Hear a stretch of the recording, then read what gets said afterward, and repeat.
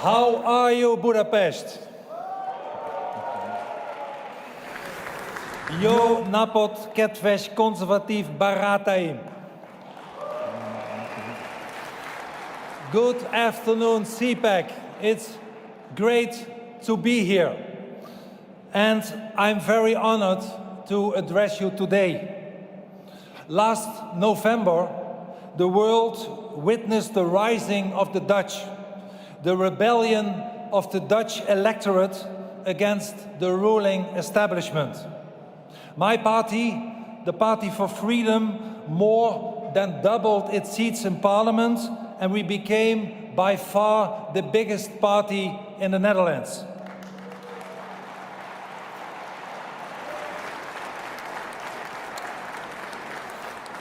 And today we are negotiating forming a new government. And I hope that will succeed. So please allow me to say some words to the Dutch press, because they are very nervous today. In the Dutch newspapers, opening with national newspapers, even on the 8 o'clock news and other news programs, they all say that will Wilders kill the negotiations by speaking for CPAC today. And I have to disappoint them. I will not do that, because winning the elections, becoming the biggest party, comes along with a big responsibility. And the responsibility I have is to my country and to my people. So to the Dutch press, if you're only interested in that, please go home.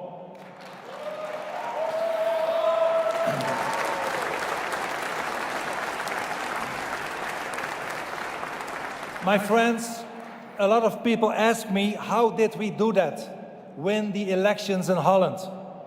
And I'm here to tell you. But let me first emphasize that we are standing on the shoulders of giants. Not just Dutch giants. Heroes as Pim Fortuyn or Theo van Gogh, both murdered in my country as martyrs of freedom. But also some of our and your heroes, such as the great Ronald Reagan, who in 1974, exactly 50 years ago, gave the inaugural speech at the first ever CPAC meeting. And much has changed in the last 50 years. Much has changed for the better, such as the liberation of Eastern Europe.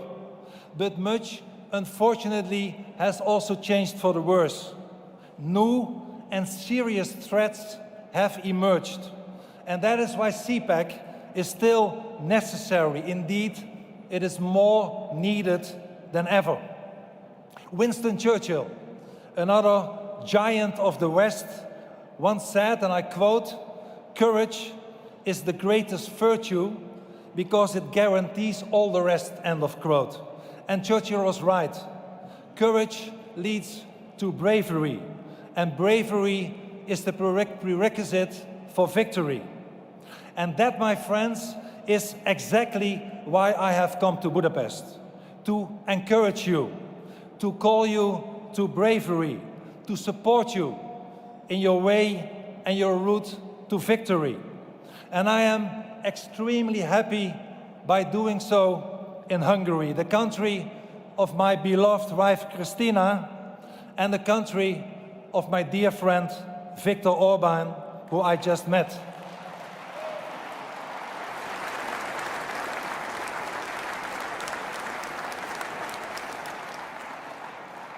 Prime Minister Orban is a brave leader who proudly stands for his country and the Judeo-Christian values of his people. He protects Hungarians against illegal immigration. And I wish more European leaders would follow his immigration policy today. And that's really necessary, because I believe there are two great existential threats that we are facing today. One is internal and one is external. First, there is wokeism, cultural relativism, the predominant idea in most of the academia and media that there are no objective truths, no loyalty, no freedom, no nation, no family. Everything to them is subjective. Everything is relative. Everything is interchangeable and without value. And that is the message of the leftish elites. They, the left, have sold so many countries out when they were in charge. They have eliminated their national sovereignty. They sometimes even wrecked its economy. They abolished its national currency. They destroyed its farmers. They ruined its middle class. They perverted the education of children. And last but not least, they have opened our borders for mass immigration and immigrants from an entirely different cultural background. And that brings me to the external threat, which is demographic. The writing is on the wall. The population of Africa is bound to quadruple its present 1.4 billion to almost 5 billion by the end of the century. And 1/3 of them wants to move abroad and come to Europe. And in the past 50 years, governments have inundated us with mass immigration. Often not real refugees, but unskilled illegal immigrants and fortune seekers. Today, many of them are young, single men, not only from Africa, but also from Asia. And these immigrants do not benefit our societies. They cost us money and are an enormous strain on Europe's welfare system. Europe indeed today is facing an enormous immigration and asylum crisis because despite the massive cost, mass immigration was never discouraged. On the contrary, mass immigration was encouraged, seen as an enrichment by cultural relativists. Look around you. But luckily, not in Budapest, but look around you in the most of Europe. There are neighborhoods that have almost become no-go zones, territories where our women and daughters are no longer safe and our Judeo-Christian values have totally disappeared. Look around you and you can see people waving the flags of Hamas and Islamic Jihad and shouting anti-Semitic messages in many European capitals after the massacre of innocent Israeli civilians on October 7 last year. And it's no surprise. The Arab Center of Research and Policy Studies shows that 67% of the Arab world consider this barbaric massacre legitimate. My friend, 2024 does not only mark the 50th anniversary of the first CPAC conference, but also the 20th year that I lost my personal freedom. 20 years ago, in 2004, I had to flee my home because Islamic fanatics put me on their death list. For 2 decades now, my wife and I have been living in army barracks, in prison cells, in government safe houses, under 24/7 police protection, only in order to stay alive. Why? The reason is that I dare to criticize Islam. Mullahs and imams have put many fatwas on my head to kill me. But we never give in to totalitarianism. We never give in to violence. We never give in to death threats. Our freedom of speech is sacred, and we never ever compromise with the truth. Never.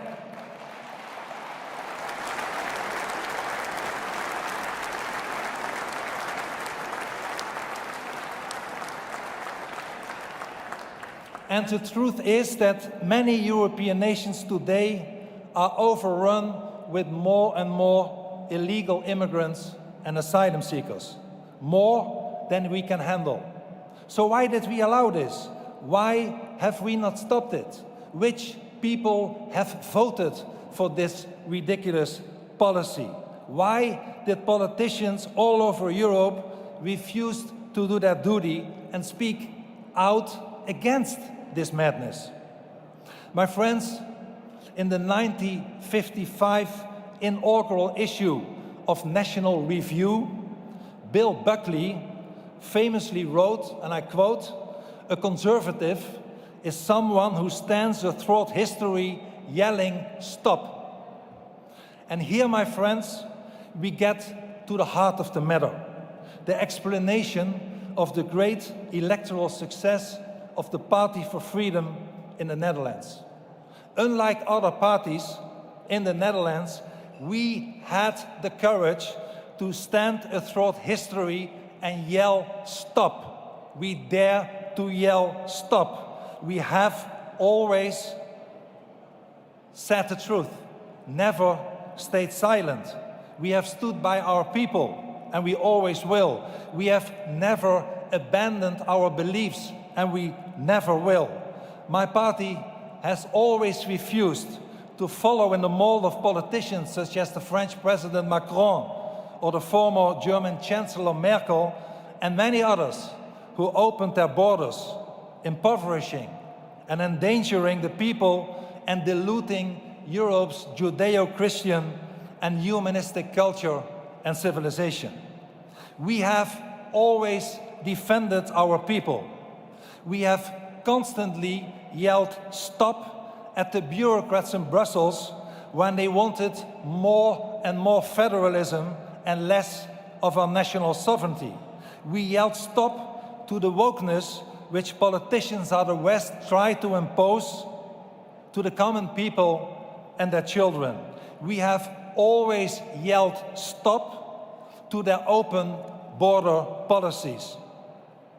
And now, finally, sick and tired of being ignored, sick and tired of the trampling on their values and everything they hold dear, the Dutch people cried, "Enough is enough."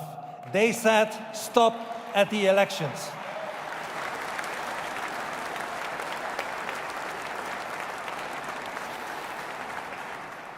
They said "Stop" and they flocked to us. Almost 25% of the Dutch voters, 2.5 million people, backed us because they understood that we and we alone have always been on their side. And here is my message to you, brave conservatives, who are standing throughout history, yelling "Stop." My message to you is that if you yell "Stop" at these ridiculous policies, millions of decent, good citizens will join you because they have had enough, because they want to save the future of their children and live in dignity in their own land. And that, my friends, is why you should take courage. Continue the good fight. Finish the course. Keep the faith. Realize that you stand on the shoulders of giants and be the champions of the truth. Because, as George Washington once said, and I quote, "Truth will ultimately prevail where there is pains taken to bring it to light." I believe in our mission. I believe in our people. I believe in you. Together we have the strength of masses, cultural conservatives who defend national sovereignty, who defend Judeo-Christian values, are today on the rise in Europe, getting stronger and stronger every day. And we will continue to force to stop illegal immigration. And we will, I can promise you that, as long as good conservatives If we yell stop at the right moment, the people will follow us and we will win more and more elections. Good luck to you and thank you for inviting me.